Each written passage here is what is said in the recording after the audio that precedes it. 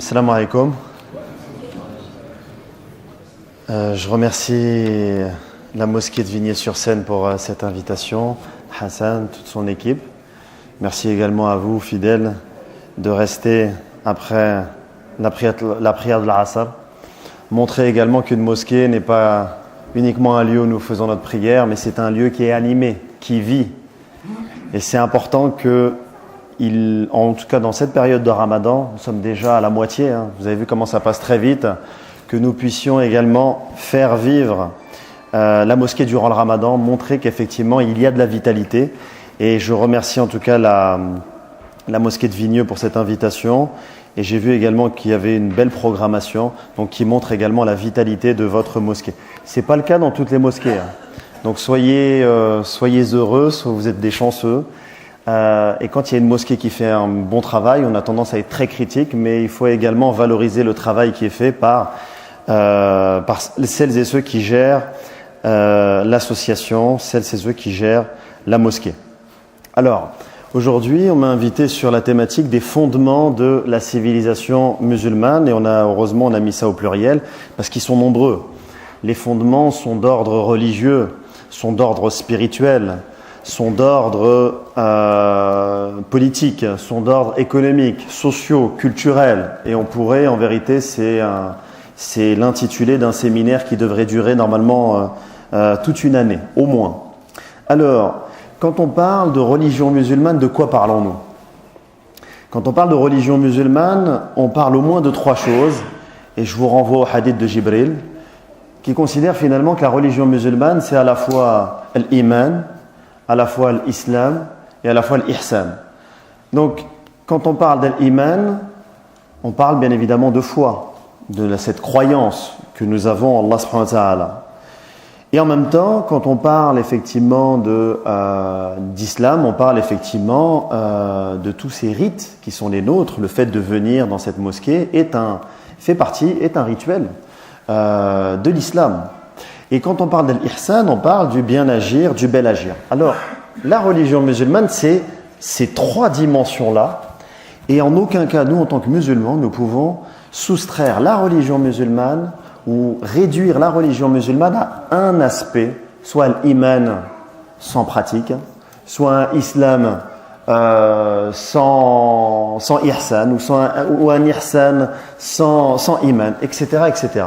Il y a ces trois dimensions-là, et le hadith de Jibril, nous devrions normalement le lire davantage et méditer sur cette globalité et cette définition globale de ce qu'est la religion musulmane. La religion musulmane, il y a trois fondements également. Le premier, c'est bien évidemment l'unicité divine, tawhid. Dieu seul connaît, Dieu seul possède, Dieu seul dirige. Et là, vous avez au moins, et là je n'ai pris uniquement que trois attributs divins, mais l'attribut divin du pouvoir par excellence, Dieu seul dirige le monde. Même si parfois on pense que nos supérieurs, nos dirigeants dirigent, en vérité, seul Dieu dirige. Donc ça, c'est la question du pouvoir. Ensuite, en tant que musulmans, nous croyons également que Dieu seul possède. Là, vous avez une autre dimension, l'avoir. Et enfin, Dieu seul sait. Tous les grands savants de l'islam depuis 14 siècles terminent leurs ouvrages par Allahu A'lam. Et ces trois dimensions-là, en vérité, elles ont un impact sur nous tous les jours, sur notre rapport face aux autorités des sachants, aux autorités politiques ou aux autorités économiques. Rien que de revenir sur cet aspect-là de Dieu et la façon finalement dont nous vivons Dieu au quotidien à travers seulement trois de ces attributs nous donne une certaine liberté. Nous donne une certaine liberté par rapport aux exigences du monde dans lequel nous vivons. Dieu se présente également comme le premier, le dernier. Avant lui, il était le premier, il sera le dernier, il est l'apparent et il est le caché.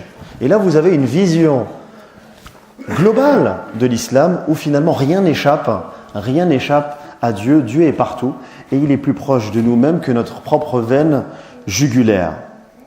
L'islam également, c'est une religion monothéiste, je le rappelais, globalisante, ici-bas et l'au-delà. L'islam, en tant que civilisation, c'est tout de suite, en tant que religion, puis en tant que civilisation, c'est tout de suite inscrit dans la continuité du monothéisme. Ça, faut le rappeler. L'islam ne vient pas en rupture avec les grandes religions monothéistes. D'ailleurs, ils considèrent qu'il n'y a qu'un seul message et que l'islam est aussi un rappel que le monothéisme est un seul et même message. L'islam ne vient jamais en rupture. Et donc forcément, nous aussi en tant que musulmans, nous ne devons pas être des gens de la rupture, mais des gens de la continuité, des gens de l'unité. Et ça va faire partie, effectivement, nous allons le voir, des fondements de la civilisation musulmane. Alors Dieu, l'islam, le prophète sallallahu alayhi wa sallam. Le prophète sallallahu alayhi wa sallam, c'est celui qui va porter cette idée de l'islam, cette croyance, cette belle croyance de l'islam. Et c'est intéressant de voir dans son personnage qu'il est à la fois un homme qui, sur le plan social, est un homme de condition modeste, mais sur le plan de la noblesse de caractère, fait partie de l'élite. Et parfois, je suis là, moi-même, à titre personnel, à regarder un peu le choix que Allah subhanahu wa ta'ala a fait en choisissant le prophète sallallahu alayhi wa sallam, et on voit que finalement, il y a aussi un message dans la condition sociale du prophète sallallahu alayhi wa sallam, et en même temps, cette noblesse de caractère. Et on voit d'ailleurs que s'il y avait un choix à faire entre la dimension religieuse, spirituelle, comportementale, éthique et la dimension sociale, politique, humaine, culturelle, le choix doit d'abord se porter sur cette noblesse sur le plan éthique, sur le plan du comportement. Et le prophète sallallahu alayhi wa sallam, c'est un arabe. Et l'islam vient dans une société arabe qui n'avait pas encore fait l'histoire. Et alors l'islam, s'il y a un miracle qui est extraordinaire, l'islam c'est une très belle rencontre entre un message divin porté par un prophète qui porte un message qui n'est pas en rupture avec tous les messages monothéistes qu'il y a eu par le passé, et en même temps avec, pour paraphraser Ibn Khaldoun, avec une asabiya arabe qui n'avait pas encore fait l'histoire. Et là, subhanallah, mu'jizatan min 'ind Rabbi, vous avez une rencontre qui se fait entre un message spirituel et religieux et un peuple qui n'avait pas encore fait l'histoire, qui ne voulait même pas faire l'histoire. Fier de sa langue, fier de sa poésie, fier de ses traditions, fier de son histoire, Ayyam al-Arab. Et pourtant, ces gens-là, en l'espace de une génération, 23 ans, vont devenir des gens qui vont être portés par une nouvelle mission, un nouveau sens qu'ils vont se donner individuellement, mais aussi collectivement. Cette rencontre, mes frères et sœurs, nous n'insistons pas assez sur cela. On insiste surtout sur la dimension religieuse et spirituelle, ou alors quand on est arabe, on insiste sur la dimension arabe, mais en vérité, la beauté, c'est la rencontre des deux. Et cette rencontre des deux a été permise par justement le choix du prophète sallallahu alayhi wa sallam, qui est un homme synthèse en tant qu'arabe, mais également en tant que prophète et en tant que digne héritier de ce message monothéiste. Et on va voir d'ailleurs qu'avec aussi l'expérience mécoise, l'expérience médinoise, les sourates mécoises, on est davantage dans une vision du monde, une nouvelle vision du monde, un rapport à l'histoire, un rapport au monothéisme, un rapport aux autres religions, un rapport aux polythéistes. Mais quand on va arriver à Médine, pour la première fois, l'islam est en position de dominer, de diriger une cité. Et là, tout ce message religieux et spirituel est en train de devenir une culture. Une culture. Et cette culture qui va émerger de la cité médinoise, on peut le voir dans les piliers de la foi déjà. Prenons les piliers de la foi ensemble si vous le voulez bien.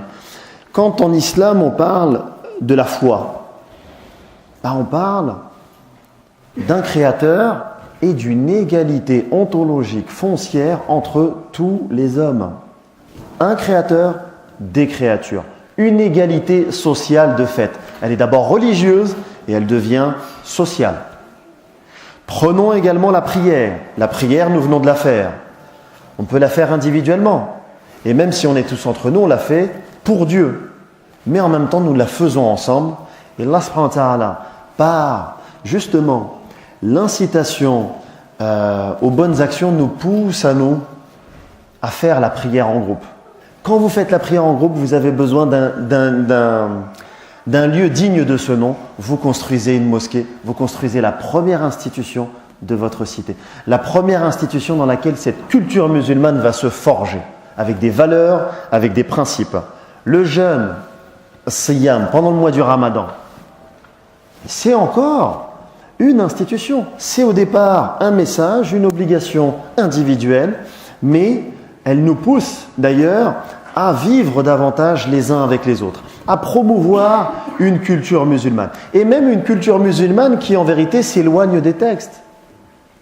Si nous prenons par exemple Tarawih, ce n'est pas forcément une obligation. Et pourtant, c'est une culture. À travers cette culture musulmane qui se fait, ce plaisir de se retrouver tous les soirs pour prier ensemble, ce plaisir de vivre cette fraternité dont on est tous frustrés de ne pas vivre 11 mois dans l'année. On se dit au moins ce mois-ci, même si ce n'est pas une obligation, on va quand même la faire, on va quand même venir. Et vous voyez les ambiances dans toutes les mosquées de France et du monde entier, où enfin nous partageons, ou en tout cas on essaye de se rapprocher de la quintessence même de cette fraternité en islam.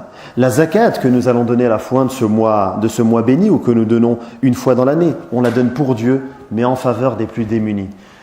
À travers cela, la zakat, Dieu nous pousse les musulmans finalement à être des individus du juste milieu dans une société. Là où on fait encore même des reproches dans la société française, des inégalités sociales, trop de riches d'un côté, trop de pauvres de l'autre, Dieu, à travers ce pilier de l'islam, nous pousse, quand bien même on ne le voudrait pas, nous pousse finalement à être des gens du juste milieu et qui vont créer du lien entre les classes aisées et les classes les plus démunies. Et qu'en est-il également du pèlerinage à la Mecque, où finalement l'Umrah ou le Hajj également, où nous apprenons finalement à être dans une finalité de l'islam, c'est-à-dire être dans l'entreconnaissance. Regardez aujourd'hui, je vois cette salle qui est belle de sa diversité. Je vois une communauté musulmane, française, avec des gens qui sont originaires d'Afrique, d'Asie, d'Europe. N'oublions pas qu'il y a les musulmans aux Balkans.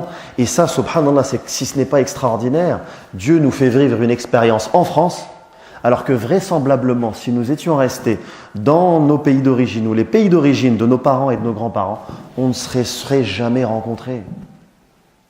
On ne se serait jamais rencontrés. Mais j'y reviendrai tout à l'heure sur le fait que la France est également, ou si Dieu attend quelque chose de nous, attend énormément de choses de nous dans cette présence, cet ancrage qui est le nôtre en France. Les piliers de la foi, croire en Dieu, l'unicité d'Allah, Allah subhanahu wa ta'ala, elle est fondamentale.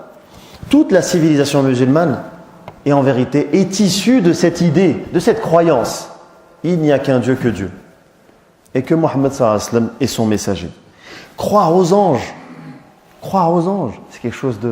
c'est aujourd'hui quelque chose d'un petit peu, ça serait quelque chose de ringard dans la société dans laquelle on vit aujourd'hui. Mais non, rappeler aujourd'hui qu'il faut croire également aux anges, c'est de rappeler l'unité des mondes, l'unité du monde visible, celui que nous vivons, et l'unité également avec le monde invisible.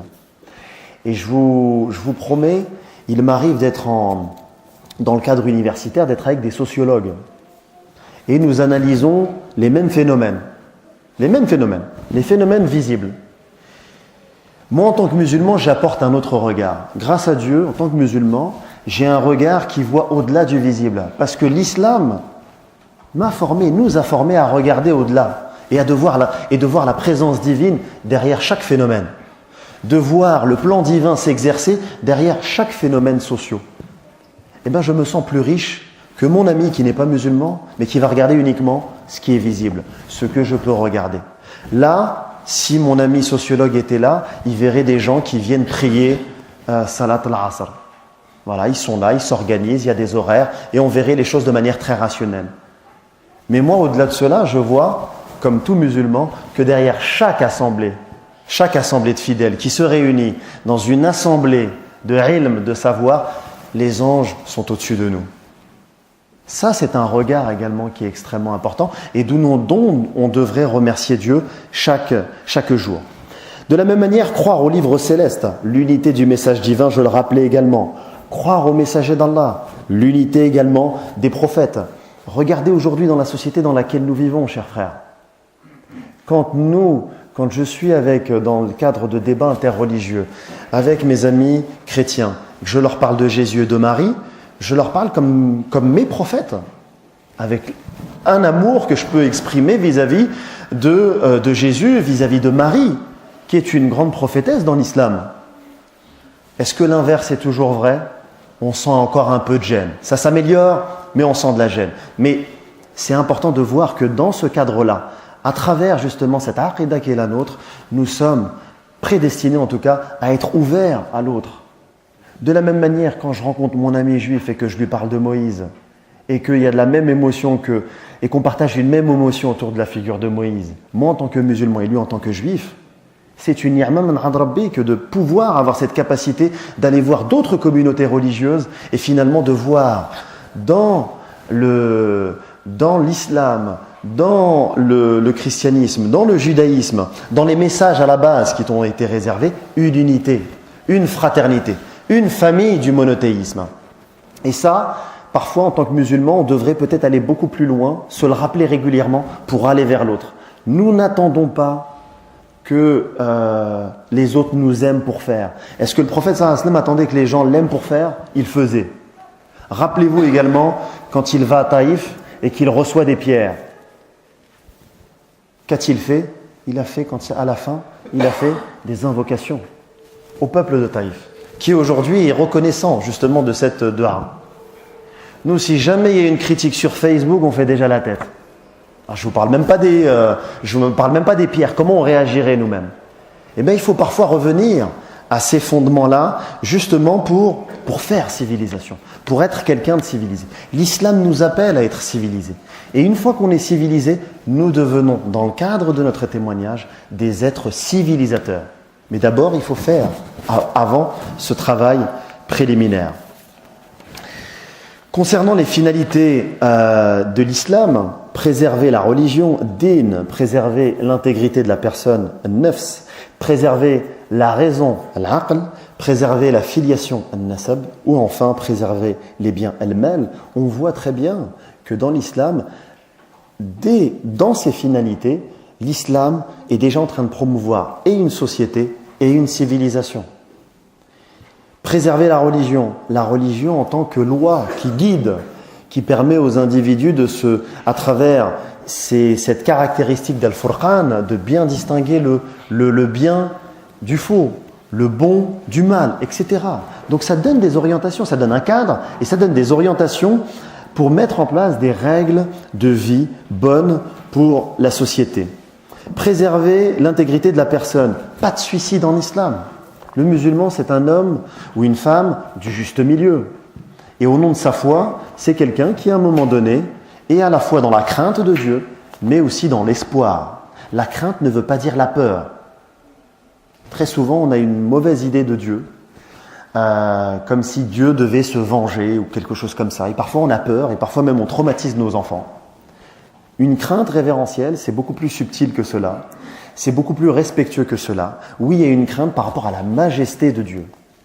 Mais en même temps, à côté, et c'est ça le juste milieu aussi, c'est d'avoir de l'espoir par rapport à Dieu et de se rappeler qu'avant que la justice divine s'exerce, Dieu a dit c'est d'abord ma miséricorde qui s'exerce. Ma rahma qui va s'exercer avant la justice divine. Et le musulman, en se rappelant de cela, c'est quelqu'un qui est un individu qui est dans un enthousiasme lucide. Un enthousiasme, c'est-à-dire il voit les belles choses, il se projette, il a confiance en Allah subhanahu wa ta'ala, mais il est lucide également qu'à un moment donné, s'il n'est pas à la hauteur, il devra rendre des comptes. Donc ça aussi, ça vous donne aussi quelqu'un qui va être engagé dans sa société à essayer d'incarner le juste milieu. Préserver la religion, al-aql. Pourquoi en islam on interdit l'alcool et pourquoi on interdit la drogue? Parce qu'à un moment donné, vous vous éloignez même de votre raison. Et si vous vous éloignez de votre raison, vous pouvez faire des choses qui sont interdites tout en pensant que dans la joie et la festivité, vous pensez qu'elles étaient bonnes. Donc l'islam, c'est une religion du juste milieu, mais l'islam est également une religion spirituelle et rationnelle.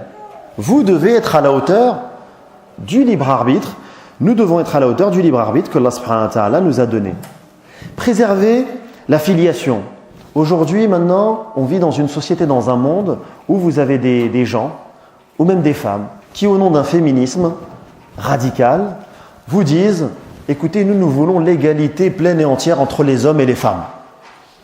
Quand on a un enfant, l'homme ne porte pas l'enfant, moi je ne veux pas porter l'enfant. » Et au nom de cet égalitarisme, de cette idéologie de féminisme radical, elles vont vous dire « Écoutez, ce n'est pas moi. Si mon homme ne porte pas l'enfant, moi je ne porte pas l'enfant. Donc qu'est-ce que nous allons faire? Nous allons louer le ventre d'une femme qui accepte de porter votre enfant pendant 9 mois, moyennant une somme d'argent. » Voilà aujourd'hui dans quoi on est. Voilà aujourd'hui le contexte dans lequel nous vivons. Et ce contexte-là, il est important parce qu'en islam, il y a une règle, la femme qui porte l'enfant et la mère. Et donc, à partir de cela, nous devrions être, en tant que témoins, être capables de dire non. Au nom de cet égalitarisme, vous faites fausse route. Un homme, un enfant, il a besoin d'un papa et d'une maman.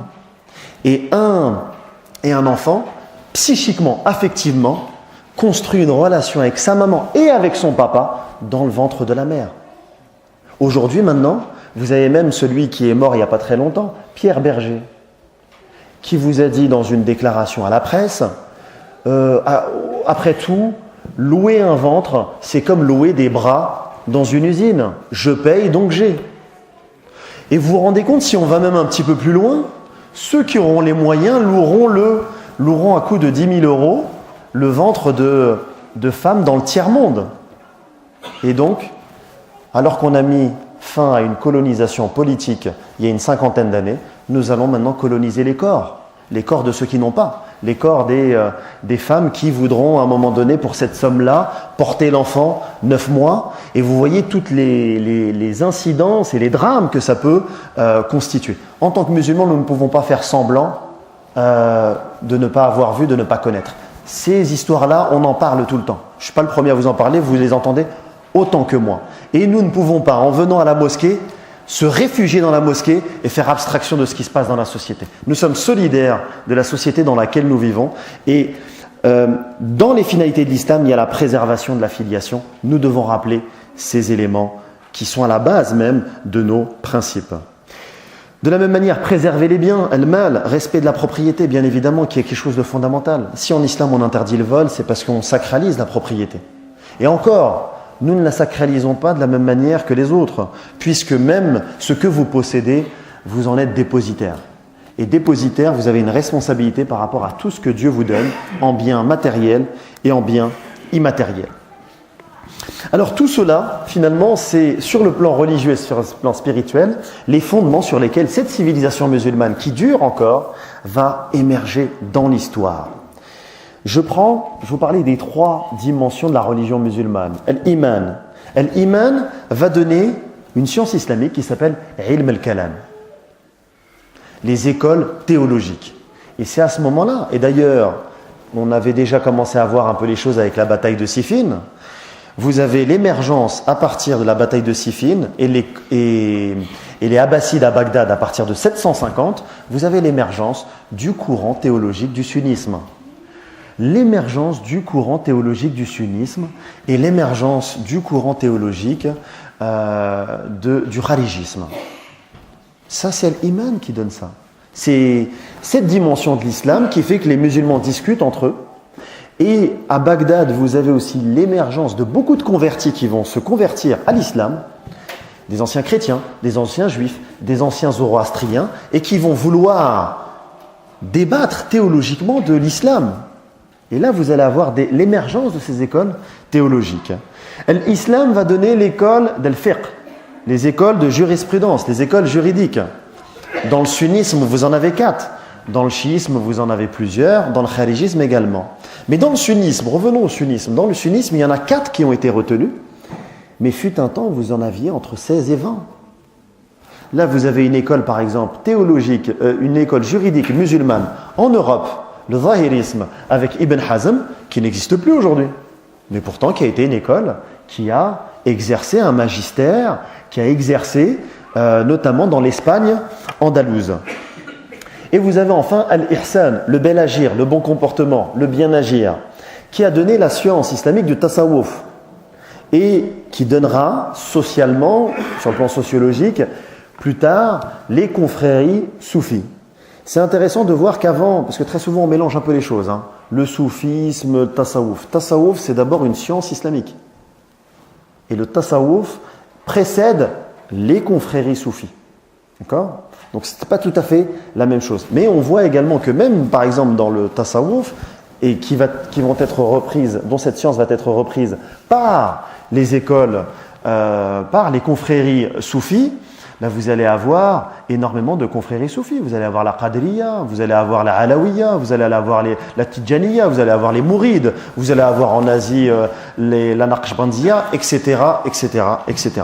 Donc déjà l'islam en tant que tel, dans ces trois religions, ça va donner une diversité de pensées, une diversité d'expériences religieuses. Et ilm al-kalam va parler d'islam, va parler d'ihsan, mais met davantage l'accent sur ilm al-kalam. Al-fiqh parle d'iman, parle d'ihsan, mais il va davantage mettre l'accent sur al-fiqh. Comme al-ihsan, le tasawwuf, va parler de islam, va parler d'iman, mais met davantage l'accent sur al-ihsan. C'est très important. Il parle, les musulmans, peu importe à quoi vous appartenez, vous parlez de toutes ces choses-là. Mais nous sommes faibles et nous sommes limités. Donc nous mettons l'accent en fonction de notre personnalité, en fonction de notre ego. Nous sommes destinés davantage à une sensibilité, à une dimension de l'islam plutôt qu'une autre. Toutes ces sources, toutes ces dimensions de l'islam, toutes ces écoles-là, très souvent leur source d'interprétation, c'était Al-Qur'an, le prophète et l'ijtihad de manière générale. 3 niveaux de réflexion à chaque fois, l'individu, la société, la civilisation humaine. Le contexte politique également, c'est très important de le rappeler parce que même dans les mosquées, dans les instituts, on rappelle toujours ce que les grands ulama ont pu dire sans jamais rappeler le contexte dans lequel ils ont vécu. Par exemple, je donne un simple exemple. On prend très souvent et on étudie beaucoup Ihya Ulumuddin d'Abu Hamid al-Ghazali, sans jamais rappeler le contexte et le lien politique qu'il avait avec Nidam al-Mulk. Nidam al-Mulk qui défendait quelle école théologique? Qui défendait le sunnisme. Et à l'époque, dans le monde musulman, entre le 4e et le 5e siècle de l'Hégire, ceux qui dominaient, c'était non pas les sunnites, c'était les chiites. Et donc, on met en avant la figure d'Al-Ghazali dans un contexte de combat idéologique avec les chiites. Et d'ailleurs, ce sont même une sensibilité chiite qui va tuer Nidam al-Mulk parce qu'il défendait trop le sunnisme. Donc il y avait des combats en interne. Une dynastie choisissait en général une école. Et en général, si les autres écoles ne jouaient pas le jeu, elles étaient mises à l'index, voire même combattues. Donc c'est important de le rappeler. Enfin, sur le plan, on va dire, politique, l'islam n'aurait sans doute peut-être pas eu la trajectoire qu'il a connue si dès le départ, il n'y avait pas eu 2 empires arabes, les Omeyyades et les Abbassides, pour porter l'idée de l'islam. Très important de le rappeler. Parce que si vous faites la comparaison avec nos amis catholiques, le christianisme avec le message de Jésus, qui est dans la même famille que celle du prophète sallallahu alayhi wa sallam, pendant les premiers siècles, c'est une petite religion du Proche-Orient. Mais elle va acquérir un prestige et une universalité quand elle va être reprise par qui? Par l'empereur Constantin, au IVe siècle. Avant, c'est une religion parmi d'autres. Mais avec l'Empire romain, elle devient une religion universelle. L'islam, dès le départ, elle est portée par l'Empire musulman. Et je rappelle souvent ça dans mes conférences, entre le moment où le prophète sallallahu alayhi wa sallam meurt en 632 et 732, la bataille de Poitiers, il y a 1 siècle. L'islam était porteur d'un dynamisme qui a porté les Arabes dans la scène de l'histoire, mais les Arabes, en faisant l'histoire, ils ont aussi porté l'islam très loin, dans au moins 3 continents, si ce n'est plus. Alors, cette civilisation musulmane, l'islam, va à un moment donné développer. C'est l'islam qui développe également les premiers musulmans, les Arabes, puis les premiers musulmans, à se tourner vers la science, la philosophie, la culture. Alors vous allez me dire, mais comment? C'est assez simple. Les premiers musulmans, quand ils sont à la Mecque ou quand ils sont à Médine pour prier, il n'y a pas de problème là. la Kaaba, je la vois tous les jours. J'ai pas de problème d'orientation. Quand je veux jeûner, je n'ai pas de problème d'orientation. Je regarde. C'est assez simple. Quand il s'agit de faire la zakat, c'est plutôt simple quand le prophète sallallahu alayhi wa sallam est là. Mais quand il n'est plus là, quand il y a d'autres peuples qui viennent rejoindre Dar al-Islam et qu'on se retrouve au Caire, qu'on se retrouve du côté de Damas, qu'on se retrouve du côté de la Perse, il faut à un moment donné avoir des connaissances astronomiques. Il faut savoir se repérer par rapport à la Mecque, qui est un lieu central vers lequel tous les musulmans se dirigent. Qu'est-ce qui va se passer? Les musulmans, par le pilier de l'islam, de la prière, vont être poussés par Allah subhanahu wa ta'ala, par le prophète sallallahu alayhi wa sallam, à aller chercher les connaissances en astronomie. Le jeûne également, la prière, à aller chercher les connaissances en astronomie et en mathématiques. La zakat également. Là aujourd'hui c'est facile, si je vous dis de donner 2,5%, vous sortez votre smartphone, vous faites la calculatrice, c'est facile pour nous aujourd'hui de le faire. Mais à l'époque les calculs fractionnés, c'était pas évident. 2,5%, croyez-moi, dans le monde au 7e siècle, c'était pas évident. Mais il fallait aller chercher les connaissances en mathématiques. En Inde, le chiffre 0 avec Brahmagupta, en Perse, dans l'Empire byzantin. Il fallait aller chercher ces connaissances. Donc l'islam, en vérité, a quelque chose d'extraordinaire dans ses caractéristiques, c'est qu'il vous pousse vers plus de ilm. Allez chercher le savoir là où il est, jusqu'en Chine. Très souvent, on le cite, ce hadith. Mais le prophète sallallahu alayhi wa sallam ne disait pas uniquement d'aller chercher, c'est-à-dire pas uniquement la distance qui sépare l'Arabie de la Chine, mais c'est d'aller chercher la Chine en tant que grande civilisation. En tant que grande civilisation. Et je vous assure que moi-même, dans mes recherches historiques, j'en ai eu les larmes aux yeux en me disant, mais à travers ce hadith-là, et de voir que 150 ans ou 200 ans après, les Arabes découvrent quoi? Découvrent le parchemin. Et c'est avec ces parchemins qu'il va y avoir des livres. Et c'est à travers ces livres qu'on va avoir les grandes bibliothèques de Bagdad, de Cordoue, de Tolède. Donc quand le prophète sallallahu alayhi wa sallam dit cela, il dit cela avec cette vision également sur l'avenir. Cette conviction qu'à un moment donné, il faut aller chercher le savoir là où il est. Ceux qui nous ont précédés sur le plan de la civilisation. C'est très très très important. Et on peut parler également du pèlerinage. Les gens qui viennent du Caire, les gens qui viennent même d'Espagne andalouse, ils ont besoin de se repérer sur le plan astronomique pour arriver à la Mecque. Donc, en vérité, l'islam, dans ses piliers, pousse les musulmans vers plus de science. Et d'ailleurs, puisque là je suis devant une assemblée d'hommes, elle a même poussé également les grandes femmes musulmanes à investir dans le savoir. Vous n'êtes pas censé savoir que la première université dans le monde, et je parle dans le monde, pas uniquement dans le monde musulman, dans le monde entier, la première université qui a été fondée, c'est le fait d'une musulmane, Fatima al-Fihriya, à Fès, qui a mis les économies de sa famille, de son père, rahimullah. Elle a pris cet argent-là et adossé à la mosquée d'Al-Qarawiyyin à Fès, elle a fait cette première université dans le monde. Donc le savoir n'est pas non plus qu'une question d'hommes ou une question de jeunes. C'est nos choyours, c'est également nos mamans, nos épouses, nos filles. Le savoir doit à la fois motiver de la même manière l'homme comme la femme. Ce qui était également intéressant, après on va dire le Xe siècle, quand c'était à peu près la fin de l'empire abbasside, enfin il n'avait plus le même pouvoir, on va avoir des nouveaux peuples, on va avoir le califat à Cordoue, le califat au Caire en Égypte et abbasside également. Et ce qui va être intéressant, c'est que là où nous en tant que musulmans on peut voir un peu la division du monde musulman, en fait ce que Allah subhanahu wa ta'ala a créé, c'est quoi? Les conditions d'une émulation. Tel savant va dans ma cour, alors l'autre qui regarde un tel aller chez les Abbassides, les Omeyyades vont l'inviter. Et il y a une émulation. Les savants se baladent dans toutes les cours. Ils sont bien rémunérés. Les mécènes donnent de l'argent. On prend soin des savants, on prend soin des ulama. On leur donne des écoles. On les valorise. Si vous voulez à un moment donné savoir l'état d'une communauté musulmane, qu'elle soit en France ou ailleurs, posez-vous la question comment on traite les ulama. C'est un des indicateurs pour savoir l'état de santé d'une communauté de manière générale.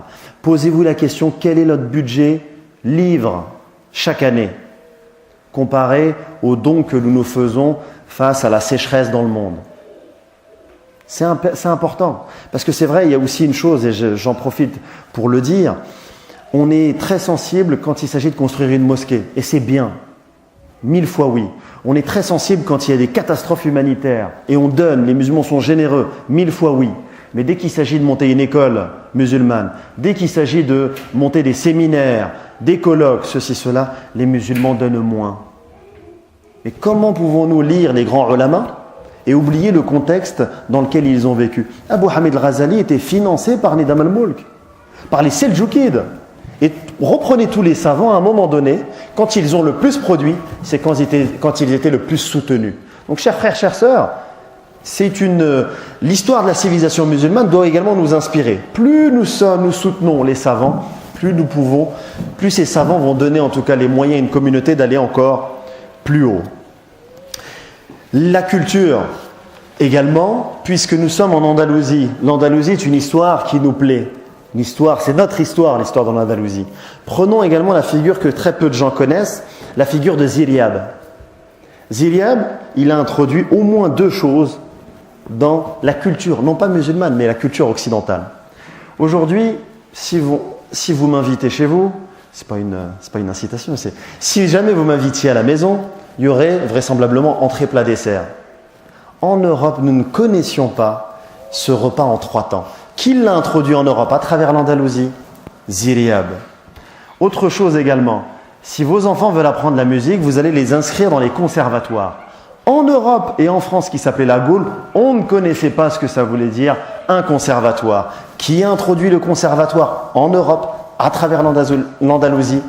Sidi Ziryab. Et ça, cette histoire-là, nous ne la connaissons pas.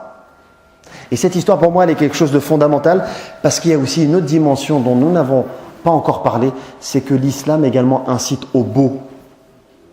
Le bon comportement sur le plan éthique, mais aussi sur le beau comportement sur le plan esthétique.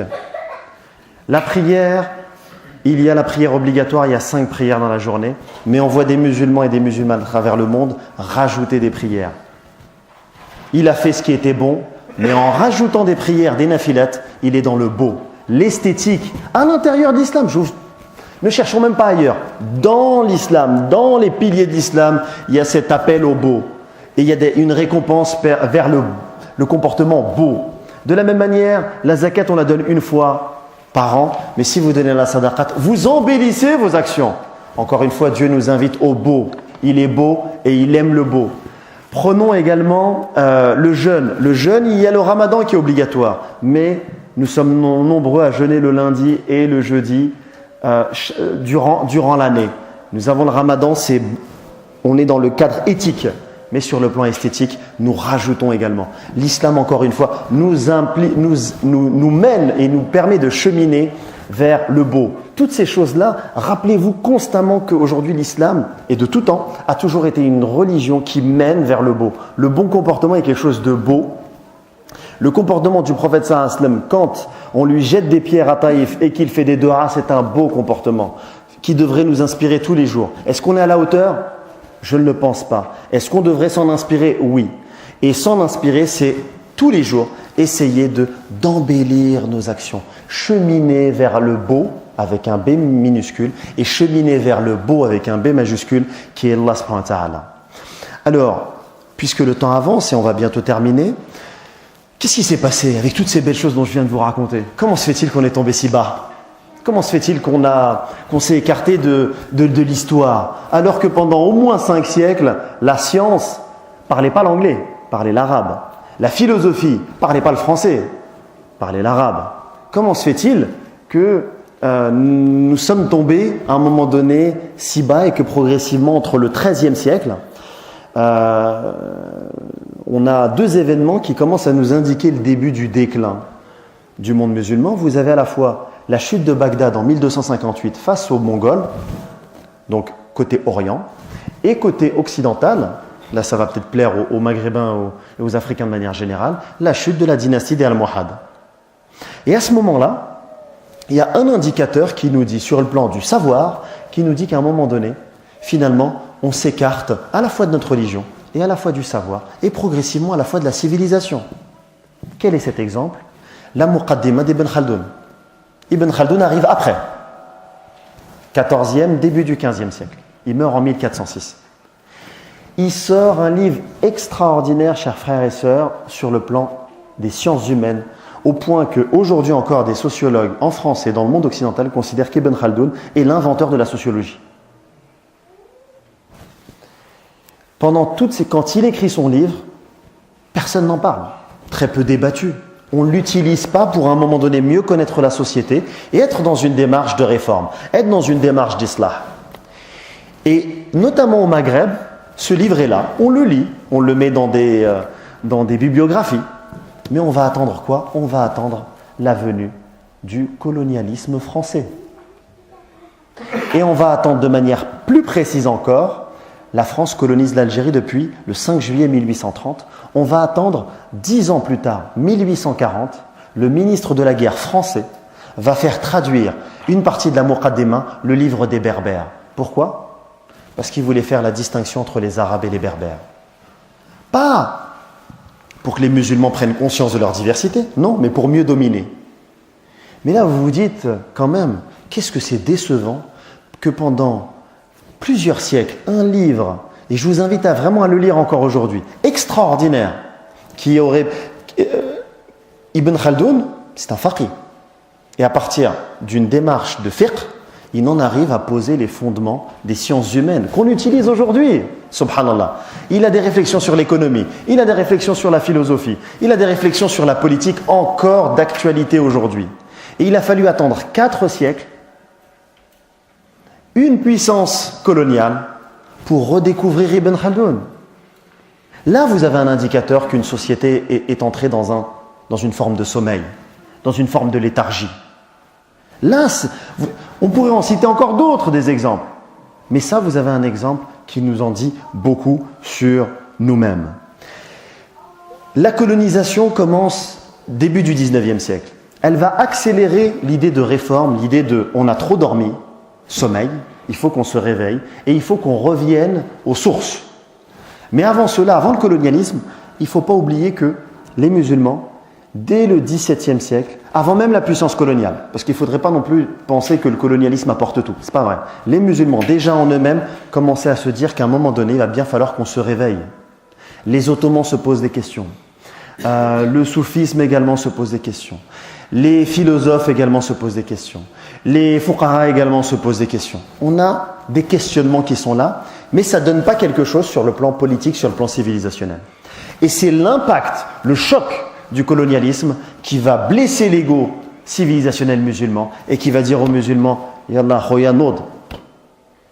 Et c'est là que vous avez le mouvement de la Nahda, le mouvement de renaissance qui va prendre de l'ampleur et qui va dire une chose. Si à un moment donné nous avons été colonisés, une des raisons, ce n'est pas la seule, mais qu'à un moment donné nous sommes éloignés de notre religion. Et que notre religion, elle ne nous permet plus de faire des sociétés, elle ne nous permet plus de faire civilisation. Ce n'est pas l'islam qui a perdu son potentiel, c'est nous qui nous sommes écartés. Donc ce diagnostic est posé. Et avec ce diagnostic, vous avez toutes les sociétés musulmanes qui vont se dire maintenant il va falloir qu'on travaille ensemble. Quand l'islam était là, on faisait une société. Quand nous sommes écartés de l'islam, nous sommes revenus, et que l'islam ne faisait plus société, nous sommes revenus à nos tribus. Et des tribus qui s'entretuent. Le colonialisme français, il aurait pu être combattu en Algérie, puisqu'en 1832, les Algériens, en tout cas de l'Ouest, ont voté pour l'émir Abdelkader. L'émir Abdelkader, au summum de sa résistance, il a résisté 16 ans, de manière très dure.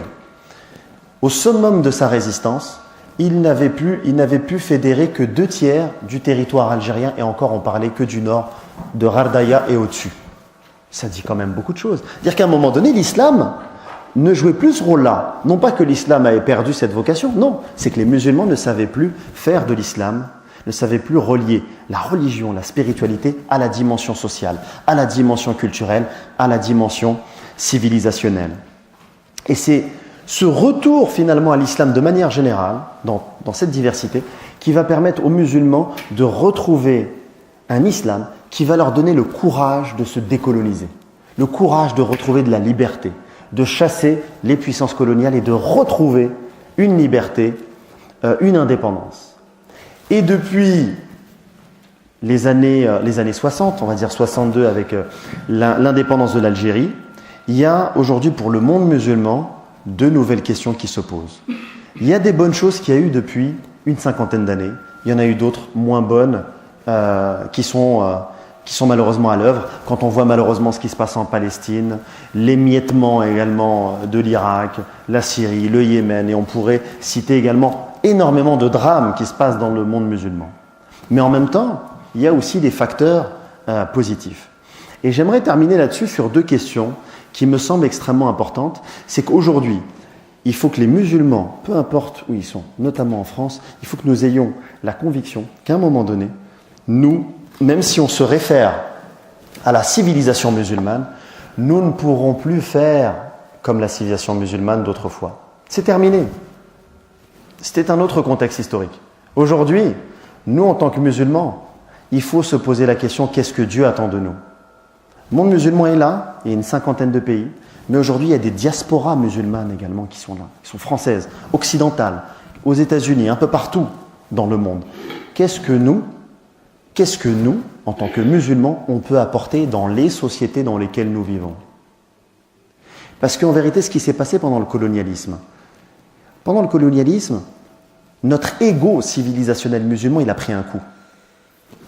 Vous imaginez, nous sommes une civilisation qui avait dominé le monde, tout d'un coup, nous sommes mis à l'amende par une civilisation dont personne n'avait vu qu'elle allait à un moment donné gouverner le monde. Et cet ego-là a fait qu'à un moment donné, on s'est replié sur nous-mêmes. Et en se repliant sur nous-mêmes, on ne met pas en place les conditions pour avoir un témoignage vers le monde. Et aujourd'hui, Allah subhanahu wa ta'ala, dans son plan divin, il fait cheminer le monde vers quoi ? Vers des civilisations qui se séparent, ou alors vers une civilisation humaine qui est en train d'unifier les anciennes civilisations. Pendant très longtemps, Allah subhanahu wa ta'ala a permis à des civilisations, vous voyez un peu l'athlétisme, quand on court, chacun a son couloir. Civilisation grecque, romaine, musulmane, etc., chinoise, indienne. Et chacun pouvait courir dans son couloir avec des ennemis à droite et à gauche, mais chacun avait son couloir. Sauf qu'aujourd'hui, Dieu a rabattu les cartes. Aujourd'hui, il y a une civilisation humaine, des défis communs, le développement durable. Il y a des catastrophes naturelles aujourd'hui. Qu'est-ce que l'islam dit ? Qu'est-ce que les musulmans disent ? On pose la question de l'intelligence artificielle. Qu'est-ce que l'islam dit ? Qu'est-ce que les musulmans disent ? On pose également un certain nombre de questions sur la démocratie, les droits humains. Mais qu'en est-il des devoirs humains ? Alors que l'islam est une religion qui appelle aux devoirs des hommes. Qu'est-ce que nous avons à proposer ? Il y a encore plus d'une quinzaine de conflits dans le monde. L'islam, qui est une religion de paix, en tant que musulmans, quel message de paix nous portons dans le monde ? Toutes ces questions aujourd'hui, dans le cadre de cette civilisation humaine, sont des nouvelles questions. Et aujourd'hui, malheureusement, les musulmans, nous sommes encore trop tournés vers l'avenir et nous pensons que qu'on va faire la même civilisation qu'autrefois. Moi, je propose tout à fait autre chose. Le passé, il est important pour s'inspirer. Oui, il y a eu des grands savants et ils nous inspirent tous les jours et nous devons avoir une culture historique remarquable, une culture historique solide. Parce que sans passé, on n'a pas d'avenir. Donc le passé est très important. Mais il y a une différence entre connaître le passé sans inspirer et imiter sans réflexion. Là, aujourd'hui, le contexte, il change. Et ce sont des questions qu'on doit se poser, de la même manière que dans la société française aujourd'hui. Comme je vous ai dit, dans le monde musulman actuel, et je vois toute la diversité musulmane aujourd'hui présente à la mosquée de Vigneux, on ne se serait même pas rencontrés. Et Allah, n'allons pas très loin. Marocains, Algériens, est-ce qu'on peut se rencontrer aujourd'hui ? Non, parce que la frontière est fermée. C'est-à-dire que le monde musulman est morcelé. Et aujourd'hui, Dieu a fait venir nos parents ici, dans une société laïque, une république laïque, et une société où le sentiment d'athéisme est le plus élevé. Et en tant que musulmans, dans l'histoire de la civilisation musulmane, on n'a jamais eu un un déplacement de population musulmane qui se fasse dans des conditions aussi pacifiques que celles qu'il y a eu dans les années 60, les années 70. Qu'est-ce que Dieu attend de nous? Ça devrait occuper toutes nos Jumu'ah pour être à la hauteur et ne pas vivre dans le passé. Ne pas vivre dans le passé. Ne pas vivre dans le passé, savoir et en tout cas essayer de réfléchir et de méditer sur ce que Dieu attend de nous ici, en France, dans la société dans laquelle on est. Parce que nous, notre présence, malgré le fait de nos imperfections, nous posons énormément de questions. Nos amis chrétiens n'ont jamais été aussi fiers d'être chrétiens et d'assumer leur religiosité que depuis que les musulmans sont là. Nos amis juifs, c'est la même chose. Et même l'athée, nous lui permettons de se poser des questions. Si ce n'est pas un réel que Dieu a voulu pour la société française, à travers nous, qu'est-ce que c'est? Qu'est-ce que c'est? Et toutes ces questions, toutes ces méditations, on devrait essayer d'y réfléchir. Voilà. Et ça devrait même nous interpeller. S'il devait y avoir un rochour, ce serait celui-ci. Qu'est-ce que Dieu attend de nous? Qu'est-ce que Dieu attend de nous dans cette société française et dans le monde aujourd'hui et demain? Aujourd'hui et demain. Nous posons un certain nombre de questions en France, en Europe, dans le monde. Mais si on veut à un moment donné témoigner et être des bons témoins et être à la hauteur de ce que Dieu, Allah subhanahu wa ta'ala, attend de nous, il faut se poser la question de l'eschatologie musulmane. L'eschatologie musulmane fait partie de notre croyance, mais à un moment donné, elle est dévoyée en ce moment. Regardez les vidéos des gens qui, tel un pari sportif, vont vous dire Alamat Sahabano, en 2022, c'est la fin. Comment voulez-vous qu'avec tous ces paris sur la fin du monde, alors que le prophète sallallahu alayhi wa sallam nous a dit, si vous avez une plante et que la fin du monde, vous la voyez en face de vous, plantez-la. Si vous voyez la fin du monde face devant vous, alors que normalement on devrait se dire, ça y est, c'est la fin, je cours. Mais qu'est-ce que je vais planter une plante? Le prophète sallallahu alayhi wa sallam nous dit, plantez. Vous êtes responsable jusqu'à votre dernier souffle. Là, il y a une espèce d'inversion des valeurs où là, on est dans des paris. Je veux dire, la fin du monde devient... On en parle comme si c'était le tiercé, quoi. A'oudou billah. Je veux dire, notre fin du monde, ça peut être ce soir. Certains, demain, seront peut-être pas là. Moi, le premier. Donc, cette question n'a pas à se la poser. Le prophète sallallahu alayhi wa sallam nous a dit également de ne pas se la poser. De se poser la question de poser la plante ou la fleur, mais pas de se poser la question de la fin du monde, quand bien même on la voyait. Et là, on essaye de voir, on voit des signes, ceci, cela. Et pendant ce temps-là, mes frères, qu'est-ce que l'on fait? On n'a plus de perspective par rapport à l'avenir. Et si on n'a plus de perspective en tant que musulmans, par rapport au message de l'islam, nous n'avons plus de témoignages à apporter dans le monde. On vit suspendu, chers frères. Il y a un moment donné, si on se dit que la fin du monde, c'est déjà demain, à quoi bon s'investir dans la société? À quoi bon construire? Vous voyez toutes les implications psychologiques, psychiques une connaissance de l'eschatologie musulmane dévoyée peut avoir sur nos jeunes. Moi, j'enseigne, je suis face aux jeunes qui me disent, ça y est, c'est la fin du monde. Et quand vous essayez de les former, puisqu'ici à la mosquée de Vignon, on forme également les jeunes, quand vous essayez un peu de les former, ils vous disent, non, mais la fin du monde, ça y est, c'est déjà là, il n'y a plus rien à faire. Il n'y a plus rien à faire, vous vous rendez compte? Ils ont 14-15 ans, ils vous disent, il n'y a plus rien à faire. Et puis quand vous creusez un peu plus et que vous leur dites d'où est-ce que tu tiens un petit peu ces idées-là? Et là, vous avez des youtubeurs ici et là qui ont inspiré notre jeunesse. Et nous ne discutons pas de ça, nous n'éduquons plus assez malheureusement dans nos mosquées. Et je termine là-dessus. Le passé, avoir un rapport serein, inspirant. Le présent, savoir également ce que Dieu attend de nous pour essayer d'être à la hauteur de son message. Et surtout par rapport à la fin du monde, de se dégager l'horizon. L'avenir est beau. L'avenir est beau, quand bien même il y a la fin du monde. Et à la limite, j'ai même envie de vous dire, si vous pensez que la fin du monde elle est dans quelques temps, là, ça devrait même nous inciter à être encore plus actifs dans la société, plus actifs pour être à la hauteur de ce que Allah subhanahu wa ta'ala attend de nous. Donc 2 questions, mes chers frères, et je vous laisse sur ces 2 questions à méditer aujourd'hui, pendant l'iftar, en famille, et jusqu'à la fin du Ramadan. Qu'est-ce que l'islam en tant que message a apporté à ce monde et en quoi les musulmans peuvent contribuer dans cette société française, dans l'Europe, dans le monde musulman et dans le monde et surtout dans le cadre de cette civilisation humaine que Dieu a voulu, pas les Occidentaux. Dieu d'abord. Barakallahu fikum.